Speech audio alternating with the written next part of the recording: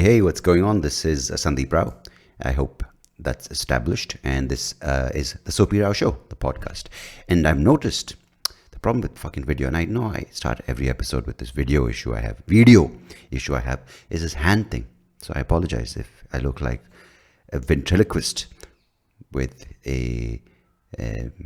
what's the word? Separation anxiety, where he hasn't found his doll. His hand's been up someone's ass for the longest time, and it's just like, aren't we all puppets of a ventriloquist being controlled by the larger narrative that is something? Fuck it, let's not make this episode all about these social trends and about human behavior. And but having said that, fucking hey, I decided to do this because it's pissing down in Bangalore, man, past few days. So I figured it's a little quiet time. I love the rain as long as you're at home, as long as I'm at home, as long as you're at home. Why do I love the rain? What sense does that statement make? But as long as I'm in the house, enjoying it out of the beautiful, enjoying the vista of the surrounding buildings. It's lovely, but in traffic, yeah, it's not nice.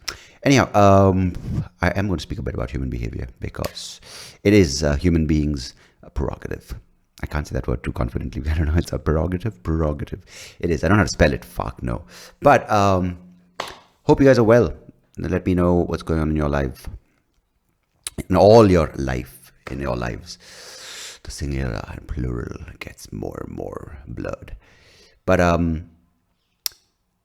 they apparently found this the remains of this person. Yeah, it's an interesting way to start. The remains of this guy from AD 77, AD 78. AD as in, I don't know, Anna Domino. Well, I don't know what it stands for. Fucking, why are you asking me if you want all these facts? Google it. I'm not Google. But they found the remains of this man. They claim he's a man whose body was under layers of ash from the Mount Vesuvius explosion, the volcano, which then erupted. And man, I love the name of some of these things. Let me try to get Herculaneum. Herculaneum is a site which is near Pompeii, and as you can tell, I haven't got any sort of thing. I'm not even looking at the screen. I can't cheat like this. But I read this a few days back. They found the remains of this guy.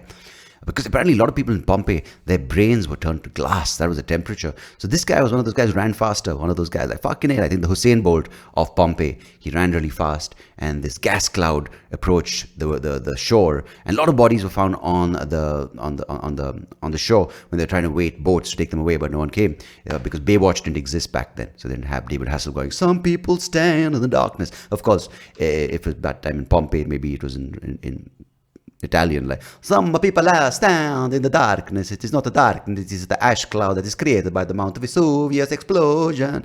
And then I'm sure there was a Pompeii version of Pamila Anderson with huge Pompeys. Well, I'm not trying to make light of the explosion. Woohoo! But she was a hot explosion. She made me explode. Anyway, hey, and I think Pamela Anderson collectively, individually made a collective, or individually made a generation explode together. I think every Saturday night when that was not the sound of the theme song to Baywatch. It's just a bunch of guys, maybe girls, just exploding at the same time. That was a theme song, and they collected together, put it in the studio, told the sound engineer, just bring all these collective jizzplosions together and put it to the soundtrack of David Hasselhoff running on the beach and Pamela Anderson. So that's my theory to Baywatch soundtrack. Anyhow, so there was a Pamela equivalent in the Pompeii times. And why did I bring up Pamela? Yeah, the Baywatch. They were on the ocean, on the shores.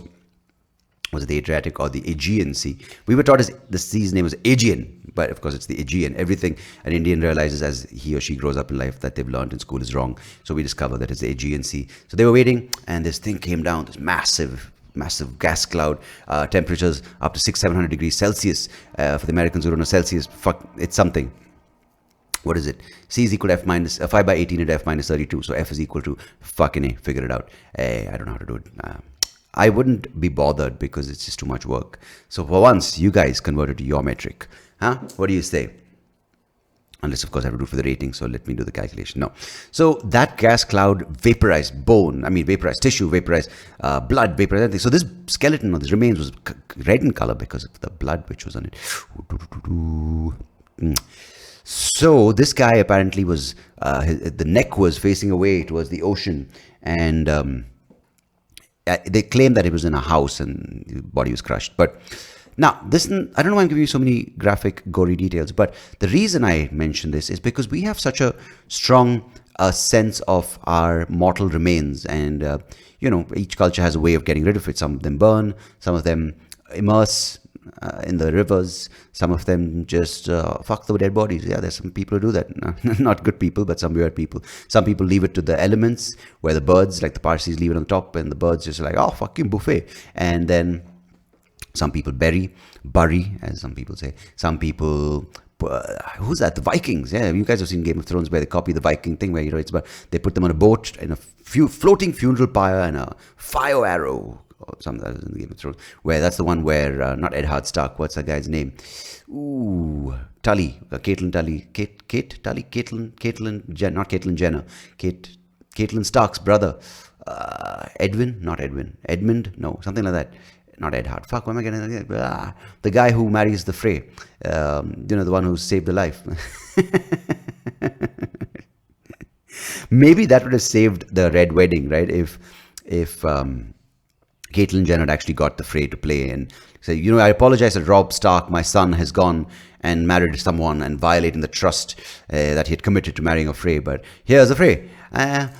Step 1, you can't fuck a Frey and cheat them over with marriage. Step 2, you can't marry some. How to Save a Life. That would be the worst song to play at the Frey's Red Wedding. Just saying.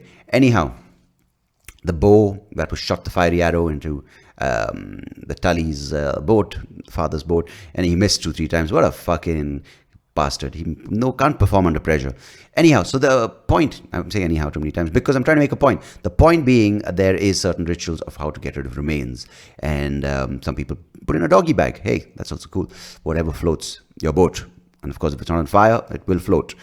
Tell that to, can't get the bastard's name. Can you guys get it? Let me know. I'm sure I'll get it after this. But this is what happens if you don't prepare and you just sort of riff, and it's great. I love it. So this guy was doing this, and people are worried about their remains, and they give so much attachment of how to go with dignity and be buried with dignity and go back to the earth, go back to the ashes, and it's a cycle of life, etc., etc. But what the problem is, we have this entire sort of narrative that we want to end our life with, and as our bodies go, we're like, yeah, this is how this person lived his life, or he lived her life, it's all done. But what we don't know, and I think burning is a good thing. Hey, my dog just woke up. JK, hey, I think she's just like, what the fuck are you talking about? You're talking from Pompeii to Pamela's tits to David Hasselhoff running to guys jizzing. Oh my god, the description writes itself. Hey, can you take it easy there, girlie? So we're so worried how people and here's the thing, we shouldn't. I think we should just get rid of our bodies, whatever it may be, ash to ash, dust to dust. And because these fucking archaeologists, right, they find your body. This guy was just done for, right? His head got crushed by this gas cloud, the roof beams fell in, and he thought he's done. He's like, that's it, man. My spirit goes into the abyss, into eternity. It forms a part of the larger consciousness, and I'm done. But no. Sadly, some fucking nosy archaeologist who was digging around in Herculaneum,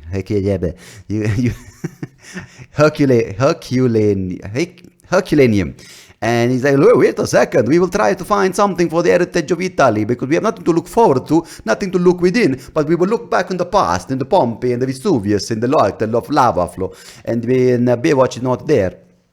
And then they found this guy. And for all you know, he might have shat himself in the last few seconds. And there are people who analyze feces, remains, they analyze garbage and vomit and all sorts of things. And they say, based on this person's vomit, we understood that they ate barley. That was the last meal they ate. Looking at his colon.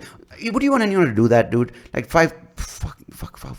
2,000 years later, you probably just had a shitty meal at one of these horrible swiggy sort of restaurants, or whatever the restaurant in your city is, or whatever it may be, like Deliveroo, whichever country you're listening to this in. Maybe you had a dirty fucking nasty shawarma, and it was give you the shits and the diarrhea, and you just had shit all down your leg, and then you saw a volcano with nasty temperatures and toxic gases, your lungs couldn't fucking pull in air, and you're shitting yourself even more, and maybe all that excitement, you sort of had autoerotic asphyxiation, you jizzed yourself because again you thought of Pamela Anderson in Pompeii, and that's it. That's it. You're done. Your body, your mortal remains are gone. But then there's some nosy motherfucker, some archaeologist, like, wait a minute, I will try to analyze this man's feces and see what he tried to feel before he expired. No, that's a bit of a cruel joke. It's funny as fuck, but it's a bit of a cruel joke. Because a lot of these things happened. I was listening to the other podcast about one of those tsunamis that hit Indonesia many, many years back, not the recent one, many years back. And all these things happened, right? Like the remains are found, and it's good to understand for science, I suppose. But where is the dignity in someone looking up your asshole going, this is where it connects to this. Exactly. That's why I knew I had a point. They found through the feces or some other species, or not species. Sorry, there's a burp stuck in my throat. See, what if suddenly a volcano, that volcanic toxic gas hits my toxic gas, and I'm not vaporized, but my remains are found, and they're like, oh, he had a burp stuck in his throat. Based on that burp, he drank Kingfisher Ultra, which at that time was barley water, and they just jumped to conclusions. Maybe I just needed a burp because I had a bunch of soda, but no, they jumped to conclusions. So this thing about the feces. These people study people's garbage, they study people's intestines, they study all sorts of things, their testicle, whatever, they arrive at conclusions, and they present it at TED Talks or these various talks, and everyone's like, oh wow, amazing, so someone's balls presented this information.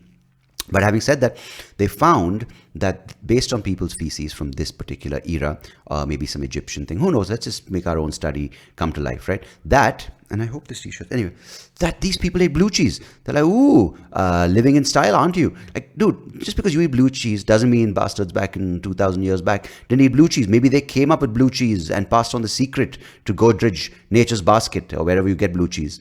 Maybe you have Whole Foods. I don't know where the fuck you live. So it's a bit arrogant to look back when if someone had a bowel to show and they're like, see, this is my bowel, can you examine it? And I'd love for that bowel to be presented at this TED Talk, and what your discoveries can say that processed food better farm fresh food. I don't know why someone would hold their bowels like this, but apparently that's how you hold bowels. If you're hearing it, it's kind of like, offering your bowels. But without someone having a say in it, just like, hey, wait a second, this guy's hip and bowels look like they were on a very high ketogenic diet and they loved eating chicken's milk or whatever, some fucking random thing. You can make up anything and people are like, oh yeah, but excuse me. Like, I have something to say. That's my bowels and I didn't eat any of that. I just, I had the shits because someone said, you want to try gay sex for the first time? And it just, and then the volcano hit me and I was vaporized. So I couldn't really say I don't enjoy butt sex. But that say is no longer there. There's only a one-sided argument presented by some scientist who decided, I like studying, I like butts and I cannot lie. But I want to study it of dead people so they don't protest. That's a bit of a problem. Anyhow, I had to get that off my chest, just like how some people need a defense, in not posterior defense, what's the word? Posthumously, I'm defending these people who don't have a say and are being dug up by archaeologists for the sake of science, and then these findings being presented to the world, and everyone's like, oh, amazing, science shows us. But no, I'm here to represent the ones without a voice, but clearly the ones with a gaping arsehole. So if you are one of those, do write into the SoapyRao Show at SoapyRaoShow@gmail.com, and I will make sure that your voice is heard. The injustice is that, and whatever else which is socially imbalanced will be balanced.